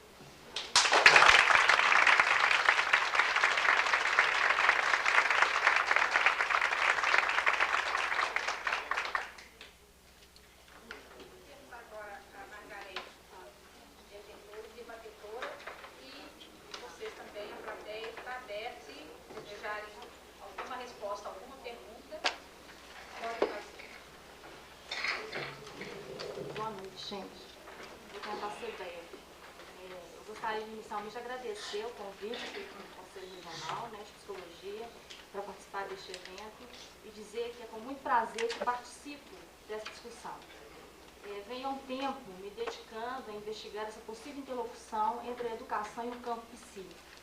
Eu digo campo psi e não só psicologia, porque penso que nessa interlocução vários saberes psicológicos ou não serão convocados. Assim, essa interlocução da educação com a psicologia pode se dar através de várias abordagens teóricas, seja comportamental, seja cognitivista, seja psicanalítica. Né? No meu caso particular, utilizo os argumentos e das questões que a psicanálise e a psicologia social oferecem. E antes de iniciar o debate propriamente dito, eu gostaria de fazer algumas considerações acerca da interlocução entre esses dois campos saberes, educação e psi, que são frutos das reflexões das aulas, que eu trabalho lecionando psicologia escolar e programas de aprendizagem, dos projetos de intervenção escolar que participo e da prática clínica de atendimento de crianças supostamente com dificuldade de aprendizagem. Porque sabemos que encaminham essas crianças e quando a gente escuta no particular, nem sempre o que está em jogo é uma dificuldade de aprendizagem. E também porque me pediram para falar um pouco sobre esse percurso da formação dos psicólogos nessa interlocução com a educação. Bem, então do ponto de vista histórico, houve um primeiro momento em que se fez uma revisão da inserção da psicologia no campo educativo. A conclusão dessa revisão foi categórica, como acho que todo mundo colocou aqui, né? A psicologia científica serviu como mais um discurso para promover a segregação e a exclusão das crianças, principalmente daquelas das classes trabalhadoras. A psicologia científica psicologizou o fracasso escolar. Isso vocês vão encontrar em na literatura da área da psicologia escolar. Neste momento dessas críticas, né, as críticas incidiram principalmente sobre as tentativas de explicação e interpretação que a psicologia construiu para as dificuldades de aprendizagem. Então são elas as tradicionais, né? As teorias cognitivistas, que acreditavam que a dificuldade de aprendizagem era fruto de um déficit cognitivo, os transtornos afetivos da personalidade, que acreditavam que a dificuldade de aprendizagem era emocional. Então, o emocional virou um coringa que diz tudo e não diz nada ao mesmo tempo. E as teorias das carências culturais, incluindo aí as carências linguísticas. Essa ideia de que as crianças não aprendem porque são pobres, que são pobres de estímulos na sua realidade social. Não vou me alongar nessa discussão, porque muitos livros já foram publicados. Tem dissertações de mestrado, tese de doutorado, e aquilo que é mais clássico nessa área são as investigações excelentes da Maria Helena Pablo. Né? Mas parece que nós estamos caminhando para um segundo momento, em que a psicologia, reconhecendo essa sua trajetória e não negando mais essa sua trajetória do campo educativo, né, busca reconstruir e reinventar suas intervenções. Principalmente, construir suas possibilidades de trabalho e intervenção que não estão dadas a priori, nem definidas de antemão. Quando eu trabalho psicologia escolar, os alunos falam assim, o que eu vou fazer na escola? Sei lá, ué. sei. Neste modo, a gente não sabe o que nós vamos fazer na escola. É preciso ir lá, escutar as demandas da escola e, a partir disso, construir o projeto de intervenção, junto com os atores sociais que estão no interior da escola, ou circundam a escola. Tanto é assim que, para além de perguntar sobre o papel do psicólogo escolar, porque papel parece uma coisa definida, né, o script já definido a priori, interrogamos quais as possibilidades de intervenção que os psicólogos constroem em contextos escolares específicos. Assim, neste movimento de reinvenção de nossa atuação, penso que as contribuições da psicologia social possam ser de grande importância, principalmente seu problema central de investigação, pelo menos na minha interpretação. O que eu penso que a psicologia, qual que é a questão central que a psicologia social lança? É saber qual a relação entre as formações sociais e as subjetividades. A psicologia social, de diversas formas e através de diversos operadores conceituais, que inclusive foram ditos tanto na fala da Rosinei como na fala da Cristina, né? Conceitos tipo identidade, que muitas pessoas devem conhecer, representação social, interação social, laço social, sintoma social, são operadores conceituais da psicologia social, vem tentar investigar e responder a essa questão. E desta forma, apontar-se que as relações das formações sociais eu estou utilizando no sentido de que são contextos políticos, históricos, econômicos, valores, né, tanto sociais como religiosos, e subjetividade, não são de determinações diretas e mecânicas, mas que a resposta a essa questão se faz na particularidade da investigação de contextos sociais e políticos específicos e sujeitos sociais concretos. As explicações a priorísticas não cabem mais aqui, porque senão seria muito fácil dizer que fulano é de classe X, por isso ele pensa Y. Nesse sentido também, eu penso que a psicanálise tem muito a oferecer, enquanto questões e operadores conceituais, para rever essa possível interlocução. Por exemplo, às vezes distante do que se pensa, a teoria dos discursos de Lacan, enquanto operador de leitura da realidade social. O conceito de laço social. O conceito de transferência, que está aí mediando a relação professor-aluno, é uma das possibilidades de leitura, né, dessa relação professor-aluno. E principalmente aquilo que é mais caro dos canais, a escuta do particular de cada sujeito. Sujeito aqui que pode ser uma comunidade, não um indivíduo, não um sujeito. Uma escola, uma pessoa, um grupo de professores. A escuta da demanda e a construção da intervenção a partir dessa escuta, seria então aquilo que é mais caro dos canais. A não intervenção estándar ou para meus alunos e recursos. Primeiro, rever uma certa afirmação generalizada que na escola não se faz clínica. Isso é comum na literatura dos livros de psicologia escolar. Aí eu faço uma provocação, né? É preciso rever nosso próprio conceito de clínica. Se reduzirmos a clínica à prática de atendimento do consultório particular, de fato, algumas dificuldades vamos encontrar. Mas se, ao contrário, pensamos a clínica como método, como o próprio Foucault pensou, que tem como fórmula a escuta do caso a caso e a construção da intervenção a partir disso, penso que nada mais bem-vindo que essa formação para dentro da escola. Eu estou dizendo isso porque é muito comum no curso de psicologia essa dicotomia entre a formação clínica do psicólogo e a atuação do psicólogo na escola, como se uma coisa não tivesse nada a ver com a outra. Mas você chega na escola também, você recebe isso. O quê? Da própria direção, de todos que estão na escola. Já vem você com essa psicologia. Com essa psicologia, é. Aqui não é lugar disso. É. Um outro ponto que eu acho importante é rever uma certa confusão que se faz entre o campo pedagógico e psicológico nessa interlocução. Como professora, eu escuto muitas queixas por parte dos alunos, eles se queixam, né, que tradicionalmente as disciplinas no interior do curso de psicologia, responsáveis por essa interlocução, por exemplo, psicologia da aprendizagem, psicologia da educação, psicologia escolar e psicologia da aprendizagem, inclusive eu leciono, não oferecem a eles a possibilidade de localizar qual a diferença destes dois profissionais. Eles pensam até que devem se transformar em pedagogos para trabalhar nessa área. Eles acham assim, esse conhecimento que eu aprendi até então não serve para nada, né? Então agora eu tenho que entender de pedagogia. Muito engraçado, né? Tenho tentado construir essa diferença de lugares. Não sei qual que é a diferença da nossa. tem construído isso, né? E para isso tem me valido daquilo que é mais específico de nossa formação, a escuta. Tenho tentado construir, tanto na docência como nas intervenções escolares e clínicas, um campo de intervenção que esteja para além do pedagógico, que penso que se tem alguma coisa que nós podemos oferecer de especificidade da nossa formação é a escuta, acho que a Cristina colocou isso muito bem. Por isso mesmo, adota a postura de interlocução que não propõe o apagamento das diferenças.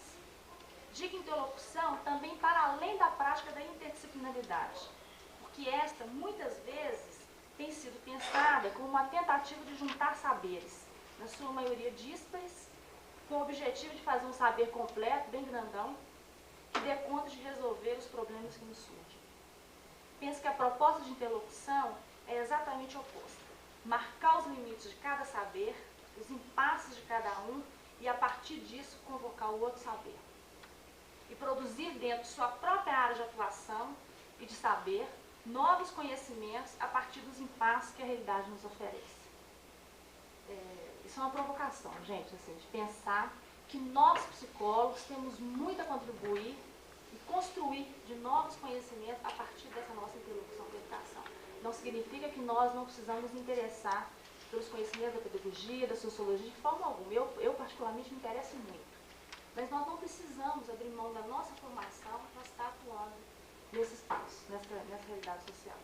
Eu falo isso porque, às vezes, eu lido com isso em sala de aula e os alunos ficam um pouco em dúvida, né? Às vezes recuam. Ontem mesmo eu ouvi uma aluna falando isso, que estava quase recuando o interesse dela na interlocução entre a psicologia e a educação, porque achava que era uma coisa assim, completamente diferente do que ela tinha visto até então em psicologia.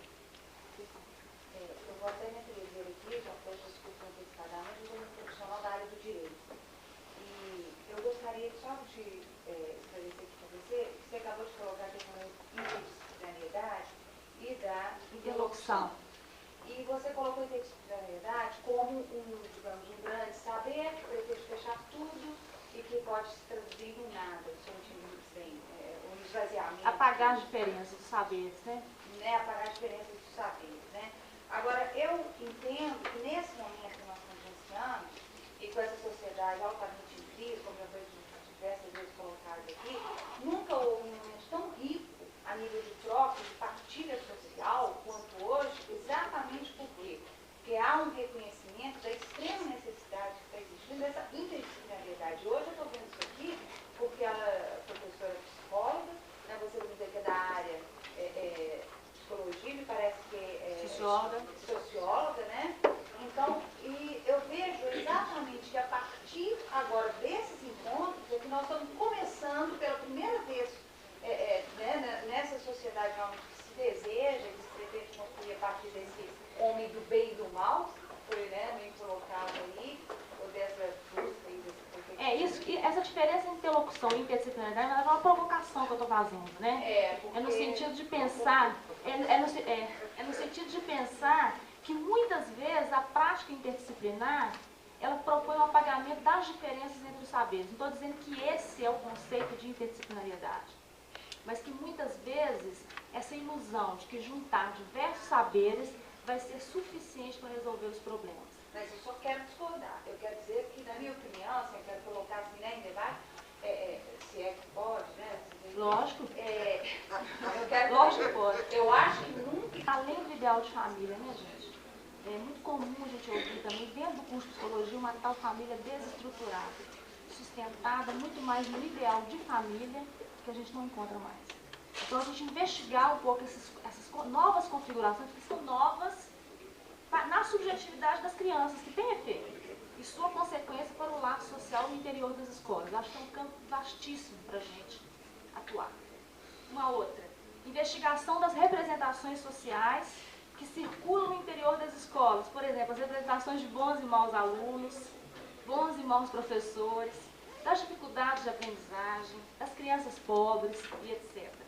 Intervenção, e a nossa intervenção seria a desconstrução e reconstrução dessas representações que cristalizam e mediam a interação na escola. Está acabando, tá? A outra. A escuta dos discursos e a produção de novos conceitos e formas de entendimento da realidade e dos fenômenos escolares. Por exemplo, a indisciplina, a violência, a questão da suposta falta de limites, que também está na ordem do dia, né? A revisão dos currículos e conteúdos escolares, nós participarmos disso, dessa discussão, e a investigação de como esses currículos, os conteúdos escolarizados, têm transmitido alguns saberes sociais, por exemplo, as relações de gênero, como que os conteúdos escolarizados, livros, têm apresentado isso, o lugar da mulher e o lugar do homem nessa nova configuração social, as questões raciais e as diversidades culturais. Eu acho que nós temos muito a contribuir escutando esses conteúdos escolarizados também. A escuta das demandas e das expectativas que a comunidade faz à escola e a ajuda de construção e encaminhamento de projetos sociais que visem essa interação. Não perdendo de vista, né, que as interações são sempre tensas e nunca harmoniosas. A escuta dos ideais que perpassam as relações cotidianas no interior das escolas e que não permitem o acolhimento dos sujeitos reais, dos problemas reais e das famílias reais. Nós sabemos que a escola é atravessada por ideais, né? Ideal do bom aluno, do bom professor, da família ideal, que a mãe está ali ajudando a criança a fazer para casa. E a interrogação da escola enquanto uma instituição, que tem uma organização do trabalho específica, um conceito de tempo e espaço, uma função social e uma forma particular de acolher os sujeitos que ali se encontram. Bem, parece que há uma infinidade de possibilidades de trabalho para nós psicólogos. Mas não podemos perder de vista que é preciso partir do particular de cada situação concreta em que seremos convocados a atuar. Bem, eu encerro as minhas considerações e agora passo a algumas provocações à mesa, né? Algumas perguntas. Então acho que eu não vou nem isso, vamos fazer isso. E a gente abre também para o debate, né? Acho melhor. Aí depois você faz essa? Faço, com certeza. Posso? Minha amiga Margarete. Tô gostando de ver. Cria nova. Correndo o risco de estar sintetizando, né? E uma coisa muito bonita que eu vejo em ciência é que quando você começa a determinar o teu espaço, você começa a ficar meio rígido. Dizem que quando Freud ia falar de alguma coisa, ele falava, vou falar de uma coisa que vocês não entendem não, então não faça aula de não perguntar não. Acho que ele estava morrendo de medo de alguém fazer uma pergunta, né? Eu não gosto muito dessa dicotomia ciência e outra coisa. Eu acho a ciência ocupa um espaço maravilhoso. Às vezes, as ciências humanas, copiando a medida e o peso das ciências físicas e biológicas, se equivocou. Mas eu fiz um trabalho no mestrado que eu gostei muito com essa minha coisa do bem e do mal. Eu descobri um texto que me esclareceu. Falou assim o texto. A visão positivista fez com que a ciência pesasse, medisse e transformasse tudo em dados. Uma vez eu fui numa defesa de dissertação, uma apresentação de dissertação, o sujeito que estava na mesa falou assim, gente, eu me sinto muito responsável por essa pessoa que está aqui, porque ela fez tantos gráficos e tantas tabelas e eu já não estou mais nessa. Eu já estou trabalhando na filosofia da ciência há muito tempo, mas eu ensinei ela a fazer esses dados, essas tabelas. Mas esse autor, me parece que chama Kupani, ele disse o seguinte, por outro lado tem a hermenêutica, que é aquela coisa da compreensão do fenômeno particular. Então esse autor disse, será que não está na hora da ciência juntar o dado e a compreensão? Tão importante quando ela fala dos 5%. Isso é ciência. Eu podia falar, não, mas espera aí, a rigidez, a parcimônia, não sei o quê. Não é isso. Então, não gosto muito de ouvir assim, jogar a ciência no lixo, não, tá? Quando fala que tem um outro lugar. Eu acho que a ciência, se você estuda o positivismo vai dizer as verdades são provisórias. Nós que escutamos que as verdades são verdadeiras. Elas são provisórias até que alguém diga, não é por aí. Em questão da clínica, eu também falo isso, né? É um psicólogo escolar, um educador ou um clínico? Alguém já escreveu isso no livro da Souza Pato. Tem o ou. Vamos ficar parando de pôr o ou e pôr e, né?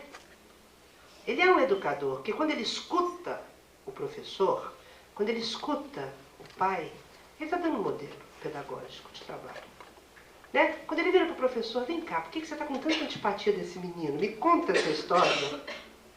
Ele está dizendo, não vamos sair correndo atrás da ação. Nós vamos parar um pouco da compreensão. O problemático da clínica na escola é a metodologia de trabalho. Esse é um campo muito tênue. Você está num grupo e de repente o professor começa a falar da briga que ele teve com a mulher. Aí você fala, peraí que eu vou abrir o divã inflável. Né? Qual que é esse lugar que sai do olhar clínico para uma catarse? Né? Então, é um lugar assim que a gente tem que tomar muito cuidado, né? Para às vezes você dizer, olha, essa questão nós não vamos trabalhar aqui nesse grupo. Depois a gente pode conversar particularmente, né? Porque às vezes a pessoa ocupa um espaço clínico que não cabe, eu acho, na escola. E a última coisa que eu queria falar, porque ela provocou e provocou mesmo, foi a questão da família, que está desestruturada mesmo. E os valores não precisam ir junto. Hoje a menina contou que a amiguinha dela estava na festa com ela, curtindo lá um aniversário. O pai foi buscá-la no meio da festa para que pudesse dar notícia para ela que os pais iam se separar. Está muito sem cuidado essa coisa. Não tem que fazer boda de diamante, não. Acabou o amor? Tentou-se. Cuida dessa meninada, gente. Essa meninada está muito sem referência. Esses meninos estão muito sem saber o que é o bem e o que é o mal. Porque o pai e a mãe são os primeiros modelos de bem purinho, mas são os primeiros modelos de mal purinho. São com eles que eu vou juntar alguma coisa. Então, que se desconstrua a família. Que antes não havia problema porque eles não apareciam, mas hoje eles estão escancarados demais. Meu filho de 3 anos, eu queria saber o que você acha que eu estou querendo me separar do seu pai, porque ele achou uma amante, sabe, no meio do caminho. O filho de 3 anos falou, ei mãe, igual na novela? Então você devia fazer igual na novela, acha 2 de 25, né? Quer dizer, desestruturar é diferente de desconstruir, de arrumar novas possibilidades de amor, de relacionamento. Mas acho que o cuidado com essas crianças, senão essas estatísticas vão mudar muito mais depressa do que a gente imagina, né?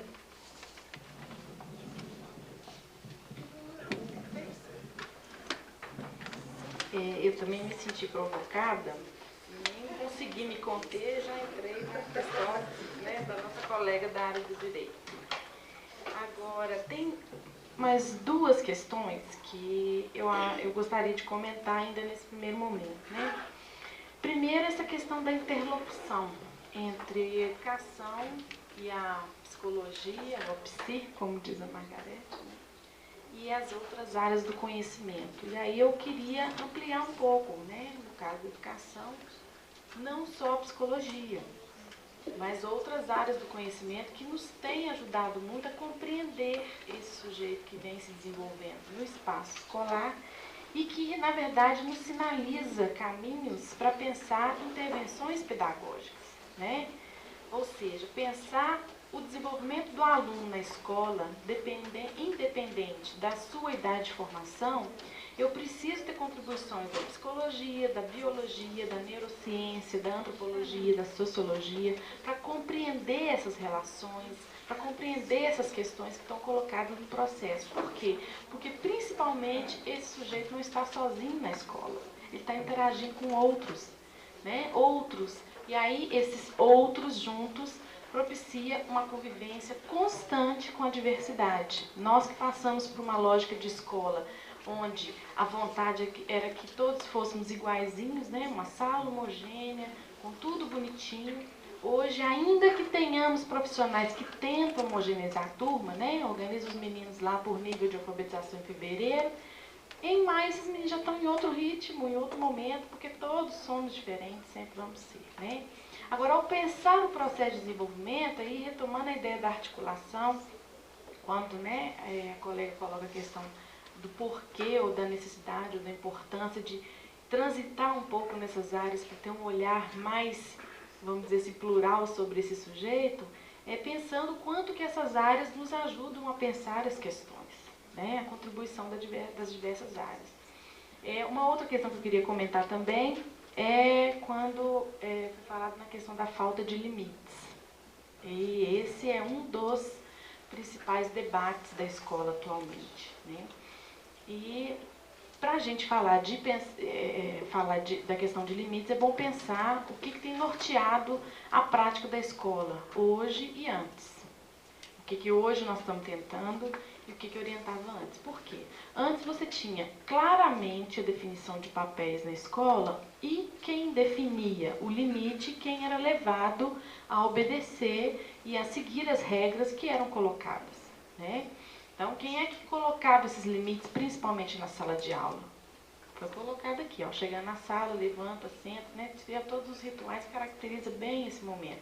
Andando um pouquinho mais, você tem ainda práticas hoje onde o professor, por mais que ele seja amigo, por mais que ele seja próximo, por mais que ele seja criativo, aqui na sala quem manda sou eu, né? E o que significa a construção desses limites, dessas regras, desses combinados, ser mais democrático? Por que precisamos fazer silêncio nesse ou naquele momento? Como vamos combinar o acontecer das nossas aulas? Por que precisamos de organizar-nos neste momento em fila? Por que a fila na ordem crescente ou alfabética, ou sei lá o que for, né? Dependendo da idade, a gente até usa alguns recursos para ajudar em algumas questões, né? Mas as definições, o cotidiano, ele precisa ser construído por esse grupo de trabalho que está na sala de aula, que envolve professores, alunos e às vezes até os pais nessas construções. A construção do conhecimento, ela se dá nessa interação. E se é um grupo de trabalho, e é claro que dentro desse grupo tem pessoas que têm um acúmulo maior de conhecimento em determinada área, porque até se formaram, né, a questão da especialização ainda está muito colocada, o próprio professor é uma fonte de informação dentro da sala de aula, mas nem por isso é ele quem determina sozinho a utilização daquele espaço, principalmente quando ele é público, né?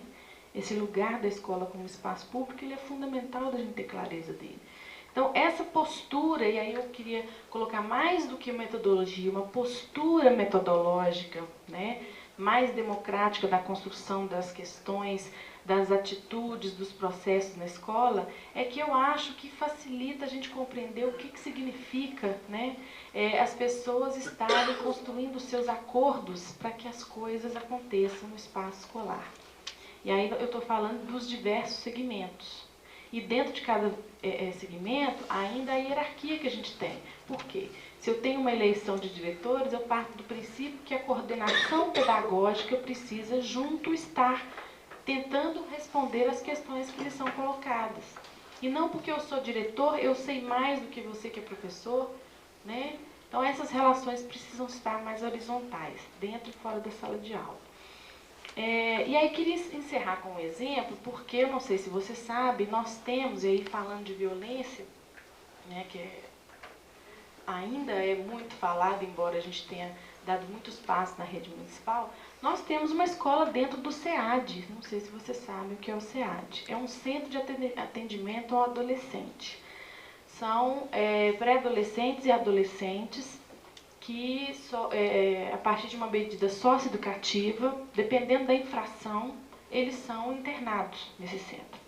E ficam inclusos lá de acordo com a decisão do juiz por um tempo determinado. E em parceria com a Secretaria de Desenvolvimento Social, nós colocamos uma escola lá dentro. Imagina o desafio de um coletivo de professores trabalhar dentro de um centro de internação. E foi muito desafiante, né? Crianças, adolescentes principalmente, com trajetória de rua, onde os valores estavam totalmente, né, do nosso ponto de vista, vamos dizer assim, do educador, totalmente desestruturados, a relação com a escola muito fragilizada, até por conta de experiências escolares muito traumatizantes, e todo esse trabalho, quer dizer, nós temos hoje 2 anos e meio de SEAD com uma escola funcionando, manhã e tarde. E esses alunos ficam internos lá, né? Nós que tivemos a primeira rebelião, onde a gente achou que os professores iam ser inclusos junto com os alunos, as maiores dificuldades no início do processo, as questões todas colocadas, e a gente utiliza muito essa experiência do SEAD para dialogar com várias questões dos professores na escola, porque na escola regular o professor fala que o aluno é indisciplinado, como é que seria lidar com um aluno que matou alguém, né, que roubou e etc., e que está com uma medida sofrendo uma medida socioeducativa.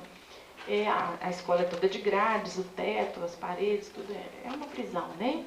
E a primeira rebelião foi um desafio muito grande, a segunda foi um pouco menor, a terceira, os meninos falaram assim, nós vamos fazer tudo, menos mexer com os professores, menos fazer isso com a escola, menos quebrar a escola, quer dizer, não que eles tenham que quebrar e queimar os colchões de todo o centro, mas a escola ainda é uma instituição referência para a construção de várias coisas, e principalmente a questão dos valores.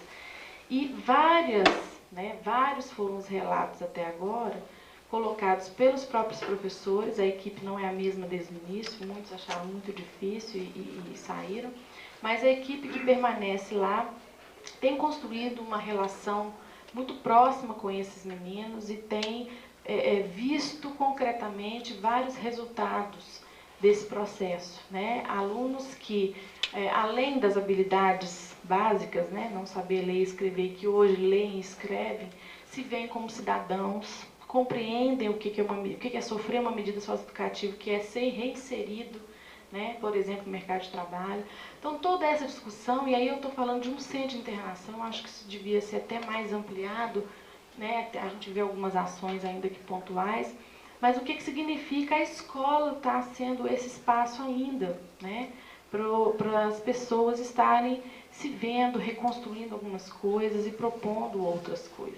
Se as crianças tivessem, porque se fosse, não sei, mas as crianças das classes trabalhadoras talvez todas teriam famílias estruturadas, se a gente fosse a pé da letra, classe socioeconômica mais com esse ideal, né? Eu sabia a importância disso aí, porque o modelo da família nuclear, ele está caindo. Então, hoje a família não é lugar mais aquela santa família, mas não é um lugar, eu odeio essa família. Hoje a família renasce como um lugar de conflito, mas também um lugar de intimidade e pertença. É muito importante, isso é um pensamento da Lúcia Afonso, né, da UFMG, a família cidadã, né, onde tem conflitos, mas a intimidade é a pertença. Então, fugindo do mundo, hoje desponta dos modelos de família, né? A família monoparental. Então, é necessário ter um outro olhar, questionar que modelo é esse de família que nós temos. Porque isso que você falou é muito sério. Então, as crianças que se afastam, que vêm de famílias oriundas, que se afastam desse modelo ideal, elas são julgadas com muito preconceito. Narciso olhando para o espelho, para o lago, ele fala, agora o espelho é a telinha. Então, se o espelho é a telinha mesmo, vamos cuidar do que a gente está vendo.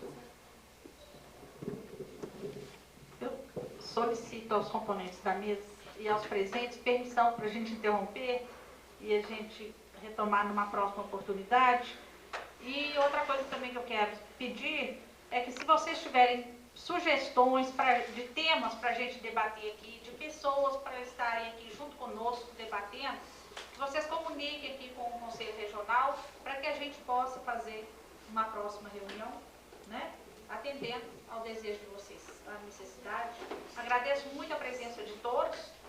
O CRP está inteiramente às ordens de vocês, né? As nossas ordens, né? O CRP só existe em função dos psicólogos. E a gente espera, assim, maior aproximação de vocês com o CRP, com sugestões, sabe? Porque a partir daí a gente pode estruturar mais o trabalho.